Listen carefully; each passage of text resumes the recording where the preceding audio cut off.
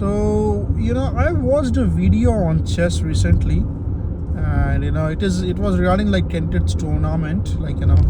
Anyone who knows anything about chess and who is interested, they all know what is going on right now. Candidates tournament for world championship and all.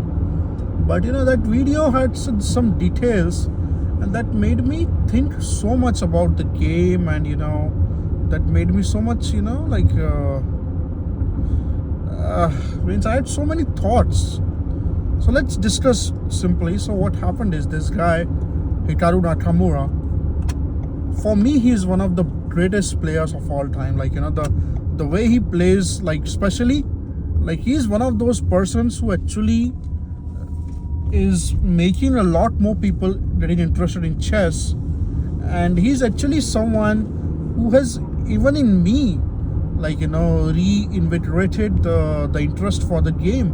I think he's, for me, Bobby Fischer is the GOAT, and this guy Hikaru Nakamura, and of course Magnus Carlsen and all these people, they also come very close. But if you see on Twitch the way he plays chess, he's able to remove everything.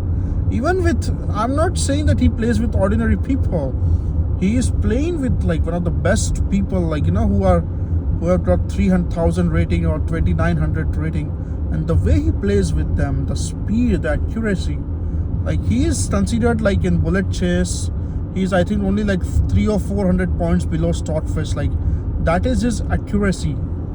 That guy is just such a genius. But the video was not about his genius.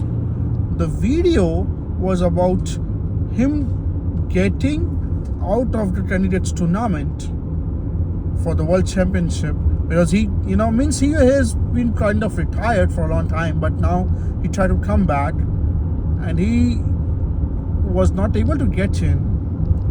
He got destroyed by, I think, Sodorov. I don't remember his name properly. And so the details about this thing, they just make me wonder about how complex and how beautiful this game is. So the detail is that for one move he thought for 69 minutes. And if you see him play speed chess on Twitch or YouTube, that is just mind-blowing, that he had to think. A guy like him, who has spent his whole life just thinking and playing about chess all the time. He has been probably playing chess from 5 or 6 years old, or probably even younger, as far as all these people are chess prodigies. All these people have started playing chess, and I think he might be in his 30s or 40s, I don't know. So he has spent his whole life. He doesn't have to go to laundromat or anything, because he has got everything at his home, and he makes money playing chess. So that guy has been thinking about chess his whole life. He's an excellent player. He's like a super GM, and he had to think on a move for 69 minutes. That was just incredible, man. That is just a man like him. That just shows how complex this game is, that if he has to think for 69 minutes on a game, and I know he might be bluffing a little, but no, he won't be bluffing for 69 minutes. He might be trying to take he might be trying to test the patience of the opponent. So he might have done 10 minutes of extra thought, but means it just shows how incredible this game is. And then he lost this game because his second did not add a move in the repertoire.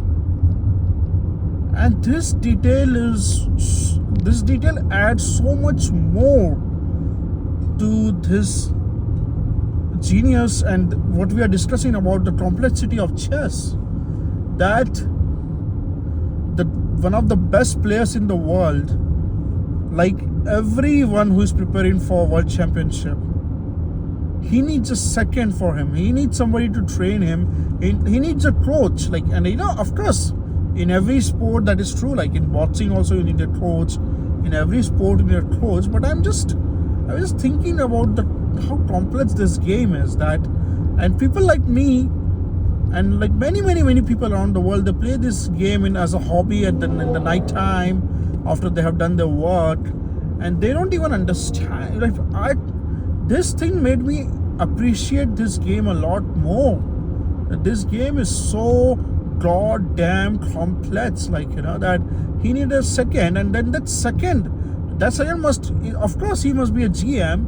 He must also be an expert in chess. He must also have spent all his life playing chess, and that guy forgot to add one of the moves in that in that repertoire, like in that kind of line, whatever you say, whatever the technical term is. And unbelievable, man, goddamn believable that there is just so much complexity in this game, man. Like and of course we all know that after 10 or 12 moves in every chess game, there are billions of possibilities, of course, but you can just see how difficult this game is, that the best players have to calculate like that, and there is so much calculation involved. And then there are people like me. I'm not gonna say that I'm not criticize myself. My highest rating has been only 1200, and there are people like me who spend chess like in the night time. They just try to play chess like for fun, and they just know, like I know only like 4 or 5 openings properly, but even that I won't know. I will not say, because this is not my main job. I don't have time to do this all day all night. But even if even if I get time to do this all day all night, I will need to spend 20-30 years if I have to think about becoming the best. Means of course it's not possible, but because I have something else to do in my life. But I'm just giving a practical idea that even if after 30 years of hard work, there will always be something that everyone in this world will need to know about. Like that is the complexity of chess. It is beyond human thinking. Like it is just unimaginable. Like and of course there have been cases where Magnus Carlsen and other people have had accuracy of 99% or 100%, and that is just phenomenal.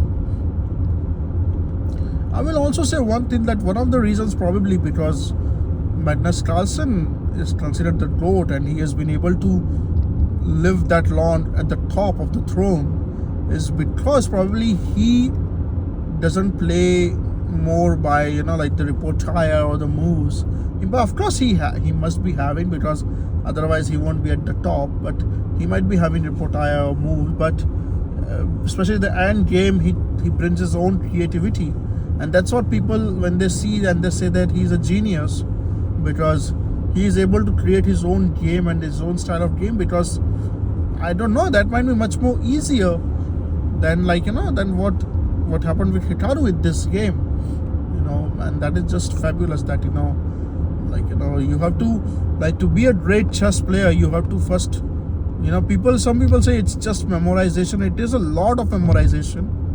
You have to you have to make it your second nature. All the openings, all the middle games, and you have to make it your second nature. You have to do tactics all the time.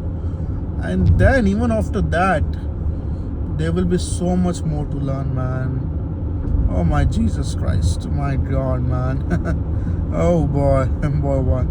This game is phenomenal. Like chess is, like the people who have the money and the time to spend all day all night on chess, they are really lucky, man. I consider them really lucky. Similarly in mathematics too. In mathematics also, there is just incredible amount of details, incredible amount of depth that ordinary people don't even know. They think that it's all algebra and calculus and all, but it's the same thing with mathematics, computer science, physics. Of course biology will also, biology, chemistry, everything. But there's just so much amount of depth in this kind of things, and you have to be so obsessed about stuff in order to be at number 1 and number 2 or number 3 or number 5 in the world, in anything like that. It's just incredible, man. My respect to Hikaru, and my respect to everyone who spent so much time in this.